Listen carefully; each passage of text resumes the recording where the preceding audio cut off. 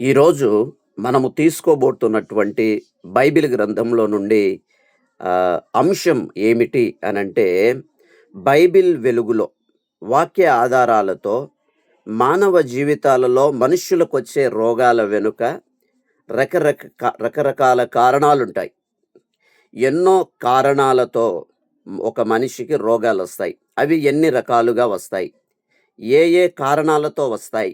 అనేది ఈరోజు పరిశుద్ధ బైబిల్ గ్రంథములో వాక్యపు వెలుగులో మనం చూడాలి.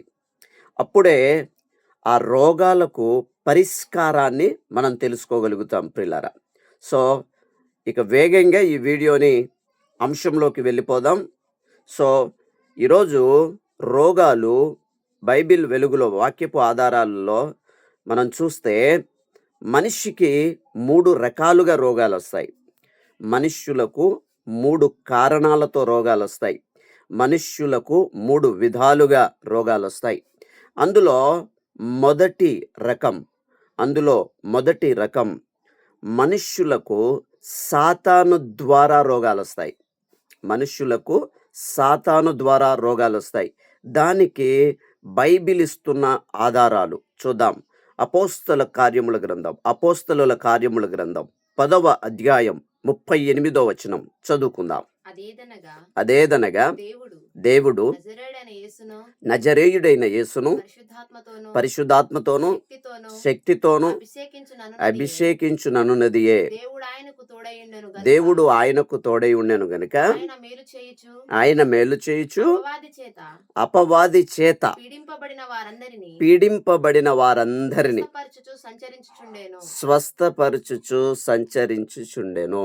బైబిల్ గ్రంథంలో ఇక్కడ మనం చూశాం కదా, అపవాది ద్వారా పీడించబడ్డ వారందరినీ యేసు స్వస్థపరిచారు అని ఇక్కడ మనం చూస్తాం. అంటే అపవాది ద్వారా కలిగిన వ్యాధుల నుండి వారు స్వస్థత ఇచ్చారు. సాతాను ద్వారా వచ్చిన రోగం నుండి యేసు స్వస్థత ఇచ్చారు. లూకా 13వ అధ్యాయం 11వ వచనం నుండి 16వ వచనం వరకు మనం చూద్దాం త్వరగా. 18 ఏండ్ల నుండి బలహీనపరచు దయ్యము 18 ఏండ్ల నుండి బలహీనపరచు దయ్యం పట్టిన ఒక స్త్రీ అక్కడ ఉండేను అచ్చట ఉండేను. ఆమె నడుము వంగిపోయి ఎంత మాత్రము చక్కగా నిలవబడలేకుండేను. యేసు ఆమెను చూచి రమ్మని పిలిచి, అమ్మా, నీ బలహీనత నుండి విడుదల పొంది ఉన్నావని ఆమెతో చెప్పి ఆమె మీద చేతులుంచగానే ఆమె చక్కగా నిలవబడి దేవుణ్ణి మహిమపరచెను. దేవునికి స్తోత్రం కలుగునుగాక. సో, ఇక్కడ 18 ఏండ్ల నుండి ఈ స్త్రీ నడుము వంగిపోయిన స్త్రీగా ఉండడానికి కారణం ఏంటి అంటే, ఒక దురాత్మ ఆమెను బలహీనురాలు చేసిందని యేసుప్రభు వారే స్వయంగా చెప్తున్నారు. అలాగే మనం చూస్తే యోబు 2వ అధ్యాయం 7వ వచనములో స్పష్టముగా రాయబడింది ఏంటంటే, యోబుని సాతానుడు అరికాళ్ళ మొదలుకొని నడినెత్తి వరకు మొత్తి రోగం పాలు చేసినట్లుగా మనం చూస్తాం యోబు 2:7లో. కాబట్టి అపవాది యెహోవా సన్నిధి నుండి బయలువెళ్ళి చూడండి, అరికాలు మొదలుకొని నడినెత్తి వరకు బాధగల కురుపులతో మొత్తెను.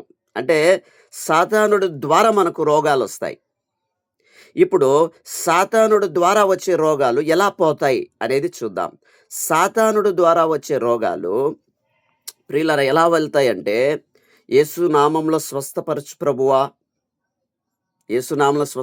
ప్రభువా అని ఈ పదాలు వాడితే కాదు, కానీ దానికి కారకుడైన అపవాదిని మనం గద్దించగలిగినప్పుడు, వాడిని వెళ్ళగొట్టగలిగినప్పుడు మనము ఈ రోగులకు స్వస్థత ఇవ్వగలుగుతాం. సో, కాబట్టి దురాత్మ ద్వారా వచ్చిన రోగం పోవాలి అంటే తెచ్చిన అపవాది ఫస్ట్ పోవాలి. యేసునామంలో దురాత్మల ద్వారా వచ్చిన రోగాలు తగ్గాలి అంటే గద్దించాలి, దురాత్మను వెళ్ళగొట్టాలి వారి దగ్గర నుండి. యేసు ప్రభు వారు చేసింది అదే. ఎప్పుడైతే సమస్యకు కారకుడైన వాడిని దేవుడు గద్దించాడో సమస్యకు పరిష్కారం కూడా లభించింది. సో, సాతాను ద్వారా వచ్చే రోగాలు పోవాలి అంటే సాతానుణ్ణి మనము అధికారంతో యేసుక్రీస్తు నామం ద్వారా మనము గద్దించాలి. అప్పుడు వాడి కలిగించిన వ్యాధుల నుండి మనం విడుదల పొందుతాం. రెండవది, మనుష్యులకు రోగం ఏ కారణంతో వస్తుంది అంటే, రెండవ విషయం ప్రియులారా, మనుష్యులకు పాపం ద్వారా వస్తాయి రోగాలు. పాపం ద్వారా వస్తాయి రోగాలు. దానికి బైబిల్ ఆధారం చూద్దాం. యోహాను సువార్త 5వ అధ్యాయం 14వ వచనం. యోహాను 5:14 చదువుదాం. అటు తరువాత యేసు యేసు దేవాలయములో వానిని చూచి దేవాలయంలో వానిని చూచి, ఇదిగో ఇదిగో స్వస్థత నొందితివి.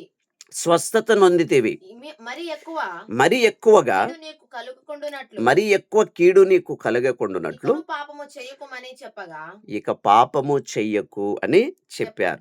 చూద్దాం, ఇంకో వచనం కూడా వాడు చూద్దామా? వెళ్ళి కీర్తన 38:3. 38వ కీర్తన 3వ చరణం చూద్దాం. నీ కోపాగ్ని వలన నీ కోపాగ్ని వలన ఆరోగ్యము నా శరీరమును విడిచిపోయెను, నా పాపమును నా బట్టి ఎముకలలో నా నా ఎముకలలో స్వస్థత లేదు. చూడండి, 1 కొరింథీ 11వ అధ్యాయం 29-30. క్రీస్తు యొక్క శరీరమును బల్లారాధన వివేచించకుండా మనం తీసుకోవడం ద్వారా, అంటే పాపం చేయటం ద్వారా రోగాలు పాలవుతున్నాము, కొందరు మరణిస్తున్నారని ఉంది.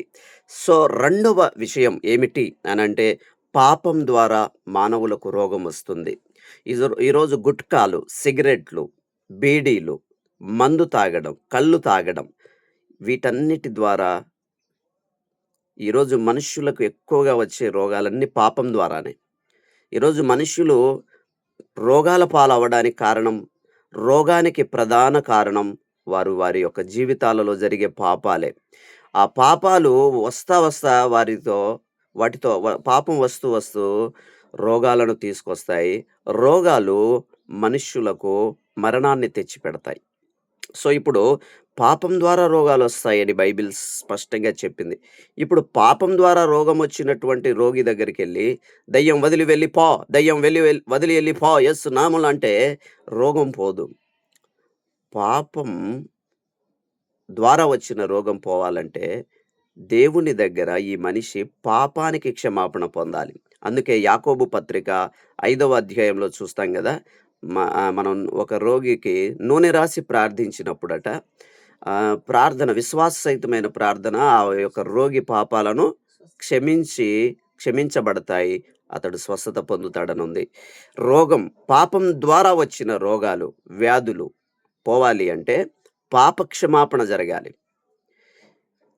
అక్కడ పాప క్షమాపణతో కూడిన ఒప్పుకోలు ప్రార్థన మనం చేయించగలిగితే తప్పకుండా ఆ మనిషికి స్వస్థత వస్తుంది. మూడవ కారణం, ఇది చాలా బాగుంటుంది. మూడవ కారణం, మనిషికి రోగం రావడానికి మూడో కారణం, స్వయంగా దేవుడే రోగాలను అనుమతిస్తాడు. దానికి ఆధారాలు ఉన్నాయా అయ్యగారు అంటే ఉన్నాయి, చూద్దాం. దేవుడు అనుమతించే రోగాలు చూద్దాం. యోహాను 9వ అధ్యాయం 1-3 వచనాలు. ఇక్కడ ఒక ఆయన పుట్టుకతోనే గుడ్డివాడిగా ఉంటాడు. అక్కడ చదవండి. ఆయన మార్గమున పోవుచుండగా పుట్టు గుడ్డివాడైన ఒక మనుష్యుడు కనబడేను. ఆయన బోధకుడా, వీడు గుడ్డివాడిగా పుట్టడానికి ఎవరు పాపము చేసేను?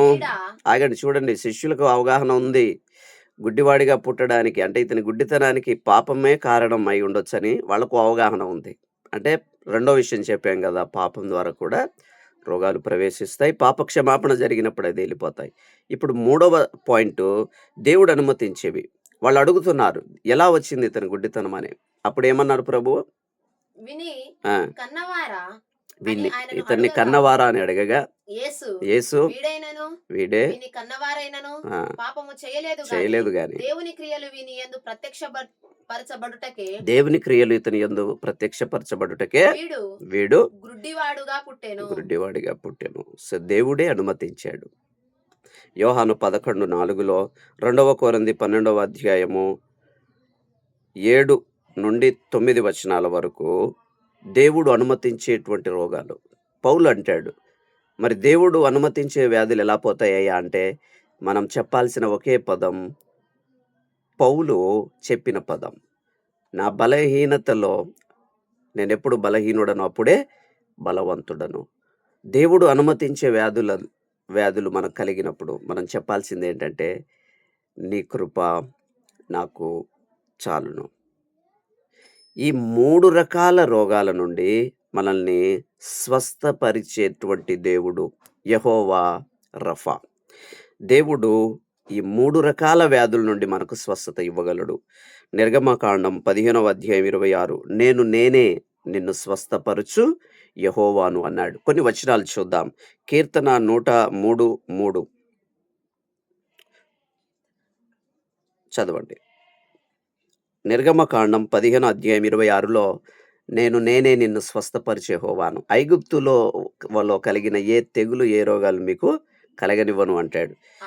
ఆయన నీ దోషములన్నిటిని కీర్తన 103:3 ఆయన నీ దోషములన్నిటిని క్షమించువాడు, క్షమించువాడు, నీ సంకటములన్నిటిని నీ కుదుర్చువాడు, సంకటములన్నిటిని కుదుర్చువాడు, సమాధిలో నుండి సమాధిలో నీ నుండి ప్రాణమును నీ ప్రాణమును విమోచించుచున్నాడు, విమోచించుచున్నాడు, కరుణ కటాక్షములను నీకు కిరీటముగా కరుణా ఉంచుచున్నాడు. కటాక్షములను నీకు కిరీటంగా ఇస్తున్నాడు. చూడండి, దేవుడు ఏ స్థితిలో నుండి నైనా సరే మనల్ని స్వస్థపరచగలడు. యెషయా గ్రంథంలో 53:5లో ఉంటుంది మనకు ఆయన స్వస్థత ఇచ్చేవాడు అని.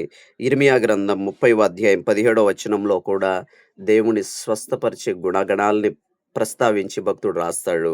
మలాకి 4:2లో కూడా దేవుని యొక్క స్వస్థపరిచే గుణాన్ని దేవుడు భక్తుల ద్వారా తెలియబడింది. సో ఇప్పుడు మనం 3 విషయాలు చూసాం కదా. ఒకటి, సాతాను ద్వారా వచ్చే రోగం పోవాలి అంటే సాతానుణ్ణి మనం వెళ్ళగొట్టాలి, సాతానుణ్ణి గద్దించాలి. రెండవది, పాపం ద్వారా వచ్చే రోగాలు పోవాలంటే పాప క్షమాపణ జరగాలి. మూడవది, దేవుడు అనుమతించే వ్యాధిని దేవుడే తన మహిమార్థమై తీయనుగలడు, దేవుడే దానిని ఇవ్వనుగలడు. అప్పుడు మనం నీ కృప నాకు చాలును అనాలి. అప్పుడు ఆయనే మనకు శక్తిని, బలాన్ని ఇస్తాడు. ప్రియులారా, ఇలా కాకుండా ఈ వాక్యాలను ఆధారం చేసుకోకుండా చాలామంది భక్తులు, చాలామంది ఈ మధ్య సేవకులు వాళ్ళ ఇష్టానుసారమైనటువంటి విధంగా ప్రవర్తిస్తున్నారు. చాలా మన విశ్వాసానికి, క్రైస్తవుల విశ్వాసానికి ప్రామాణికంగా ఏముండాలి అంటే బైబిలే ఉండాలి, వాక్యమే ఉండాలి. ఎందుకంటే వాక్యమే అల్టిమేట్‌గా దేవుడు మనకిచ్చాడు. సో మనం ఏది చేసినా వాక్యాన్ని ఆధారం చేసుకొని చేయాలి తప్ప, నీ మనసు ఏదో చెప్పిందనో, మనుష్యులు ఏదేదో చెప్పారనో, అక్కడక్కడ ఏవేవో జరుగుతున్నవి నువ్వు చూశావనో, వాటన్నిటిని సంఘాల్లో ఇంప్లిమెంట్ చేయకూడదు. అప్పుడు నువ్వు సంఘాన్ని కోల్పోయే ప్రమాదం ఉంటుంది, సాక్ష్యం కోల్పోయే ప్రమాదం ఉంటుంది, దేవుని రాజ్యంలో నీ స్థానాన్ని కోల్పోయే ప్రమాదం కూడా ఉండక తప్పదు. సో మన విశ్వాసాలకు ప్రామాణికంగా వాక్యమే ఉండాలి. ఒక ఆయన అరటి పండు తీసుకొచ్చి దీంతో స్వస్థత కలుగుతుంది అంటాడు, మరొక ఆయన యాపిల్ ప్రార్థన చేసి స్వస్థత కలుగుతుంది అంటాడు, మరొక ఆయన వేరే విధాలుగా స్వస్థత కలుగుతుంది అంటున్నాడు. స్వస్థత ప్రార్థన ద్వారా కలుగుతుంది, ప్రార్థన విన్న దేవుని ద్వారా కలుగుతుంది. అందుకే వాక్యంలో ఏమన్నాడు, మీరు నూనె రాసి ప్రార్థన చేయండి, దేవుడు స్వస్థపరుస్తాడు. నూనె అని చెప్పాడు కదండి. భూమి మీద నూనె ఉంది కదా, ఎందుకు మనం నూనెను క్రాస్ అయ్యి ఏదేదేదో పదార్థాలు తీసుకురావాలి?